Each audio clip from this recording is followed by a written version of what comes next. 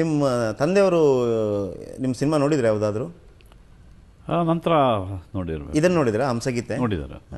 ಹಂಸಗೀತೆ ನೋಡಿ ಏನೋ ಅಂದ್ರಂತಲ್ಲ, ನಿಮ್ಮ ಎಲ್ಲ ತಲೆ ಬೋಳಿಸಿರೋದನ್ನೆಲ್ಲ ನೋಡಿಬಿಟ್ಟು.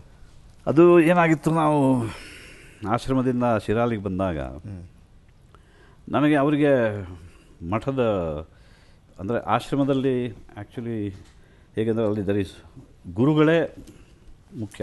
ಓಕೆ. ಎಲ್ಲ ಗುರುಗಳು, ಸಂತರು, ಮಹಂತರು, ಅವರ ಪಟಗಳು ಆ ಥರ ಇದೆ ಹೊರತು ಗುರುವೇ ಮುಖ್ಯ. ದೇವರು as such, if God stands before you and a guru stands, who will you bow down to first? You should bow down to the guru who will take you to God ಅಂತ, ಆ ರೀತಿ. ಬಟ್ ಇಲ್ಲಿ ಮಠದಲ್ಲಿ ಎಲ್ಲ ಬೇರೆ ಥರ ಅದು ಪೂಜೆ ಪುರಸ್ಕಾರಗಳಿರ್ತದೆ. ಇನ್ ದ ಸೆನ್ಸ್ ಐಡಲ್ ಇತ್ತು, ಭವಾನಿ ಶಂಕರ ನಾರಾಯಣ ಅಂತ ನಮ್ಮ ಆ ಥರ. ಸೊ ಇಲ್ಲಿ ಬೆಳೆಯುವಾಗ ಅಲ್ಲಿ ಪೂಜಾ ಎಲ್ಲವೂ ಬೆಳಿಗ್ಗೆ ಮಂತ್ರಪಠಣ, ನಂತರ ಮಧ್ಯಾಹ್ನ ಪೂಜೆ, ಸಂಜೆ ಕೆಲವು ದೀಪ ನಮಸ್ಕಾರ, ರಾತ್ರಿ ಮತ್ತೆ ಪೂಜೆ ಆರತಿ ಎಲ್ಲ ಈ ಥರ ನನಗೆ ಅಲ್ಲಿ ತುಂಬ ಅವರು ಶಿಕ್ಷಣ ಕಲಿಸ್ತಿದ್ರು. ಎಲ್ಲವೂ ಬೆಳಿಗ್ಗೆ ಒಬ್ಬ ಟೀಚರ್ ಬಂದು ಕಲಿಸ್ತಿದ್ರು, ಮಧ್ಯಾಹ್ನ ಊಟಕ್ಕೆ ಬಂದ ಮೇಲೆ, ಆಮೇಲೆ ಸಂಜೆ ಸ್ಕೂಲಿಗೆ ಹೋಗಿ ಬಂದು ಶಿರಾಲಿ ಚಿತ್ರಾಪುರ ಹೋದಾಗ ಮತ್ತೆ ಸಂಜೆ ಬಂದ ಕೂಡಲೇ ಆಟಕ್ಕೆ ಹೋಗೋಕ್ಕೂ ಚಾನ್ಸ್ ಇರಲಿಲ್ಲ. ಬೇರೆ ಮಕ್ಕಳೆಲ್ಲ ಆಡೋರು, ಬಟ್ ನನಗೆ ಇಲ್ಲಿ ಕೋಚಿಂಗ್, ಬೆಳಿಗ್ಗೆ ಪೂಜೆ ಮತ್ತೆ ಸ್ಕೂಲ್ ಮತ್ತೆ ಪೂಜೆ ಮತ್ತೆ ಈ ಪಾಠಗಳು. ಸೊ ಅಮರಕೋಶ, ಗಣಪತಿ ಅಥರ್ವ ಶೀರ್ಷ, ರುದ್ರ, ಭಗವದ್ಗೀತೆ. ನೀವು ಮಠದ ಸ್ವಾಮೀಜಿ ಆಗೋ ಒಂದು ಚಾನ್ಸಸ್ ಇತ್ತಂತೆ, ಅದೇನು ಸರ್? ಚಾನ್ಸಸ್ ಅಂದರೆ ಅವರು ಗುರುಗಳು ಆವಾಗ ಒಂದು ಇನ್ಕ್ಲಿನೇಷನ್ ಎಕ್ಸ್ಪ್ರೆಸ್ ಮಾಡಿದರು. ನಿನಗೆ ಹೇಗೂ 2 ಮಕ್ಕಳಿದ್ದಾರೆ, ಗಂಡು ಮಕ್ಕಳಿದ್ದಾರೆ, ಆವಾಗ ಶಂಕರನು ಹುಟ್ಟಿದ್ದ. ಹೌದು, ದೊಡ್ಡವನಿಗೆ ಕೊಡ್ಬೋದಲ್ಲ ಅನ್ನೋ ರೀತಿ ಇತ್ತು. ಸೊ ಹಾಗಾಗಿ ನನಗೆ ತುಂಬ ಟ್ರೈನಿಂಗ್ ಕೊಡ್ತಿದ್ರು. ಸರ್ವಸ್ಯ ಚ ಅಹಂ ಹೃದಯ ಸನ್ನಿವಿಷ್ಟೋ ಮತ್ತಃ ಸ್ಮೃತಿರ್ಜ್ಞಾನಂ ಅಪೋಹನಂಚ ವೇದೇಶ ಸರ್ವೈರ್ ಅಹಂ ಏವ ವೇದ್ಯೋ ವೇದಾಂತ ಕೃದ್ವೇದ ವಿದೇವ ಚ. ಸ್ವಲ್ಪ ತಪ್ಪಿದ ಠಾಟ್ ಅಂತ ಬೀಳುತ್ತಿತ್ತು ಈ ರೀತಿ. ಅದು ಮುಂದೆ ನನಗೆ ನಟನಾದ ಮೇಲೆ ಈ ಸ್ಪಷ್ಟ ಉಚ್ಚಾರ ಆಗೋಕ್ಕೆ ಅನುಕೂಲ ಆಯಿತು ಬಿಡಿ, ಬೇರೆ ಮಾತು ಬೇಡ. ಆವಾಗ ಅದು ಅರ್ಥವಾಗೋದಿಲ್ಲ. ಬಟ್ ಅಲ್ಲಿಂದ ತಪ್ಪಿಸ್ಕೊಂಡ್ರೆ ಹೆಂಗೆ ಸರ್ ನೀವು? ಅದೇನೋ ಆಗಿನ ಸಂದರ್ಭದಲ್ಲಿ ಏನೋ ಘಟಿಸಿರಬೇಕು. ನನಗೂ ಆವಾಗ ಅದರ ಕಲ್ಪನೆ ಇಲ್ಲ, ನಂತರ ಗೊತ್ತಾಗಿದ್ದು. ಸೊ ಅಲ್ಲಿ ನನ್ನ ಗುರುಗಳು, ನಮ್ಮ ಗುರುಮಠ ಅಂತ ಗೋಕರ್ಣದಲ್ಲಿದ್ದೆ, ಅಲ್ಲಿ ಕರ್ಕೊಂಡು ಹೋಗಿದ್ರು. 3-4 ದಿವಸ ಅವ್ರ ಜೊತೆ ಹೋಗಿ ಬಂದಿದ್ದೆ. ಎಲ್ಲ ಆಗಿತ್ತು, ಇನ್ನೇನು ಎವ್ರಿಥಿಂಗ್ ಇಸ್ ಫೈನ್ ಅನ್ನೋದಾಗ ಐ ವಾಸ್ ಅಬೌಟ್ 8 hours. ಮುಂಜಿನೂ ಮಾಡಿದ್ರು ಉಪನಯನ. ಬೇಡ ತಗೊಳ್ಳೋದು ಅನ್ನೋದು ಬಂತು.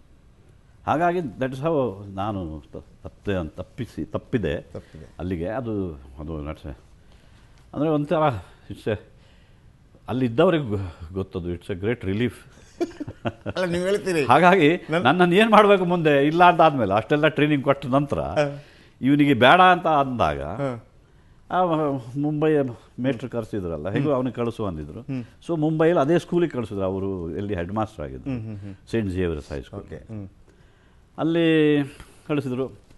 ಅಲ್ಲೆಲ್ಲ ಯೂನಿಫಾರ್ಮು, ಶೂಸು ಎಲ್ಲ ಇತ್ತು. ನಮ್ಮ ತಂದೆಯವ್ರ ಪಾಪ ತುಂಬ ಖರ್ಚು ಮಾಡಿರಬೇಕು, ಕಷ್ಟಪಟ್ಟೆ ಕಳಿಸಿದ್ರೆ ನಮಗೆ ಇಲ್ಲಿ ಚಪ್ಪಲಿ ಇಲ್ಲದೆ ಓಡಾಟ. ಅಲ್ಲೆಲ್ಲ ಹೆವಿ ಬೂಟ್ಸು, ಅದು ಶೂಸು ಅಂತಿರಲಿಲ್ಲ, ಈಗೆಲ್ಲ ಶೂಸು ಅಂತ, ಅವಾಗ ಬೂಟ್ಸ್ ಅಂತಿದ್ವಿ.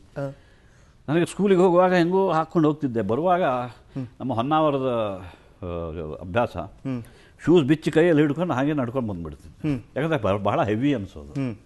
ಸ್ಕೂಲಲ್ಲೂ ಹಾಗೆ ಎಲ್ಲ ಕನ್ನಡ ಮಾಧ್ಯಮದಲ್ಲಿ ಓದಿದವನು, ಎಲ್ಲ ಇಂಗ್ಲೀಷ್ನಲ್ಲಿ ಏನೂ ಗೊತ್ತಾಗ್ತಿರ್ಲಿಲ್ಲ. ಏನಾದರೂ ಪ್ರಶ್ನೆ ಕೇಳಿದ್ರೆ ಉತ್ತರ ಕೊಡೋಕೆ ಹೋದರೆ ಇತರ ಮಕ್ಕಳು ನಗುವರು ನನ್ನ ಇಂಗ್ಲೀಷಿಗೆ. ಇದು ಬಹಳ ಸಂಕೋಚ, ನಾಚಿಕೆ ಆಗೋದು. ಆಮೇಲೆ ಕಿಟಕಿಯನ್ನು ಹೊರಗೆ ನೋಡ್ತಾ ಕೂತ್ರೆ ಹೊನ್ನಾವರ ಕಣ್ಣು ಬಂದು ಬರೋದು, ಎಷ್ಟು ಚೆನ್ನಾಗಿದೆ ನಾನು ಹೊನ್ನಾವರದಲ್ಲಿ, ಇದೇನಾಯಿತು ನನಗೆ ಇಲ್ಲಿ ಬಂದು ಅನ್ನೋ ರೀತಿ.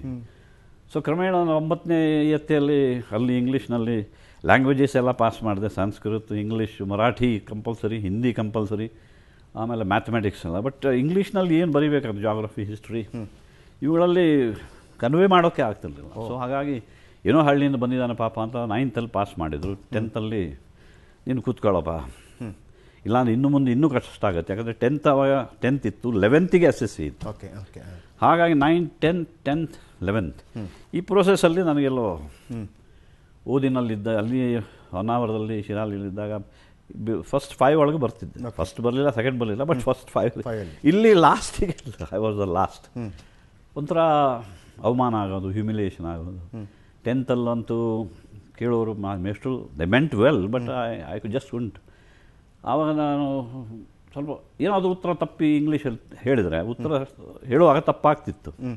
ಇತರ ಮಕ್ಕಳು ನಗುವರು. ಸೊ ಅವ್ರು ನಗ್ತಾರಲ್ಲ ಅಂತ ನಾನು ಸುಮ್ಮನೆ ಪ್ರಶ್ನೆಗೆ ಉತ್ತರ ಗೊತ್ತಿದ್ರು ತಲೆ ತಗ್ಗಿಸಿ ನಿಂತದ್ದು. ಅವರು ಸ್ಟ್ಯಾಂಡಪ್ ಆನ್ ದ ಬೆಂಚಲ್ಲೋ ಅನ್ನೋರು, ಇಲ್ಲ go down to at the door, kneel down ಅನ್ನೋ ಪೀರಿಯಡ್ ಆಗೋವರೆಗೂ 35 ನಿಮಿಷ ಹಂಗೆ ಇರಬೇಕಾಗ್ತಿತ್ತು. ಇದೆಲ್ಲ ಬಹಳ ಅಸಹನೀಯವಾಯಿತು. ಬಹಳ ಅದರಲ್ಲಿ ನಾಪಾಸ್ ಆದಮೇಲೆ ಬಹಳ ಕುಗ್ಗಿ ಹೋದೆ. ಕ್ರಮೇಣ ಅಲ್ಲಿ ನಮ್ಮ ಸ್ಕೂಲಿನ ಪಕ್ಕದಲ್ಲೇ ಮೆಟ್ರೋ ಥಿಯೇಟರ್ ಇತ್ತು. ಆ ಮೆಟ್ರೋ ಥಿಯೇಟರಲ್ಲಿ ಧರ್ಮಕರ್ಮ ಸಂಯೋಗದಿಂದ ಮೇಲ್ಗಡೆ ಆಫೀಸಲ್ಲಿ ವೆಸ್ಟ್ರೆಕ್ಸ್ ಕಂಪನಿ ಅಂತ ಇತ್ತು. ಅಲ್ಲಿ ನಮ್ಮ ಚಿಕ್ಕಪ್ಪನವ್ರು ಅಕೌಂಟೆಂಟ್ ಆಗಿದ್ದರು. ಅವರು ಒಮ್ಮೊಮ್ಮೆ ಕರೆಯೋರು, ಅವರನ್ನು ಭೇಟಿ ಮಾಡೋಕೆ ಹೋಗ್ತಿದ್ದೆ. ಅವರು ಎಲ್ಲೋ ಟೀ ಕಾಫಿ ಕೇಕು ಎಲ್ಲ ಕೊಡಿಸೋರು. ಸೊ ಹಾಗೆ ಹೋಗ್ತಿದ್ದೆ. ಒಂದು ಸಲ ಅವರನ್ನು ನೋಡೋಕೆ ಹೋದಾಗ ಮೇಲೆ ಹೋದೆ, ಲಿಫ್ಟ್ ಏನೋ ಕೆಟ್ಟಿತ್ತು, ನಡ್ಕೊಂಡು ಹೋದೆ. ನೋಡಿ ಅವರು ಇಲ್ಲ ಅಲ್ಲಿಂದ. ಸ್ವಲ್ಪ ಹೊತ್ತು ಬಿಟ್ಟು ಬನ್ನಿ, ಎಲ್ಲೋ ಹೋಗಿರಬೇಕು ಅಂದರು. ಕೆಳಗಿಳಿದು ಮೆಟ್ಲಿಳಿದು ಬರುವಾಗ ನೋಡ್ತೀನಿ, I am inside of the theatre. Film ನಡೀತಾ ಇದೆ ಅಲ್ಲಿ, ಇಂಗ್ಲೀಷ್ ಫಿಲ್ಮು. ಓಹೋ, ಅಂದರೆ ಈ ಮೇನ್ ಡೋರಿಂದ ಹೋದರೆ ಅಲ್ಲಿ ಟಿಕೆಟ್ ಕೊಂಡ್ಕೊಂಡು ಹೋಗಬೇಕು. ಇದು ಹೀಗೆ ಹೋಗಿ ಇಲ್ಲಿ ಇಳಿದ್ರೆ ಇಲ್ಲಿ ಥಿಯೇಟ್ರಲ್ಲೇ ಹೋಗ್ತೀವಿ. ಹಾಗಾಗಿ 2nd 10th ಹೆಂಗೂ ಗೊತ್ತಿತ್ತು. ಅದರಲ್ಲಿ ಹಿಂದಿನ ಕ್ಲಾಸ್ನವರು ನನ್ನ ಕ್ಲಾಸಿಗೆ ಬಂದು ಅವ್ರ ಜೊತೆ ಕೂತ್ಕೊಳ್ಳೋಕೆ ಒಂಥರ ನಾಚಿಕೆ ನನಗೆ. ಸೊ ಹಜೇರಿ ತೊಗೊಂಡು ಕೂಡಲೇ ಫಸ್ಟ್ ಪೀರಿಯಡಲ್ಲಿ ಪ್ರೆಸೆಂಟ್ ಸರ್ ಅಂತ ಹೇಳೋದು. ಆಮೇಲೆ ತಪ್ಪಿಸ್ಕೊಂಡು ಅವ್ರು ಹೇಗೆ ಹೋಗ್ತಿದ್ದಂಗೆ ಕೆಳಗೆ ಹೋಗಿ ಜಾರಿ ಚಿಕ್ಕಪ್ಪನ ನೋಡೋಕೆ ಅಂತ ಮೇಲೆ ಹೋಗಿ ಥಿಯೇಟ್ರಿಗೆ ಒಂದು ಮಾರ್ನಿಂಗ್ ಶೋ ಇಂಗ್ಲೀಷ್ ಫಿಲ್ಮ್ಸೇ ನಡೀತಿತ್ತು ಆವಾಗ. ಆ ಥರ ನೋಡ್ತಿದ್ದೆ, ಹಾಫ್ ಜೋಕಿಂಗ್ಲಿ ಬಟ್ ಹಾಫ್ ಸಿನ್ಸಿಯರ್ಲಿ. ಅದು ಇದ್ದದನ್ನೇ ಹೇಳಿದ್ದೆ.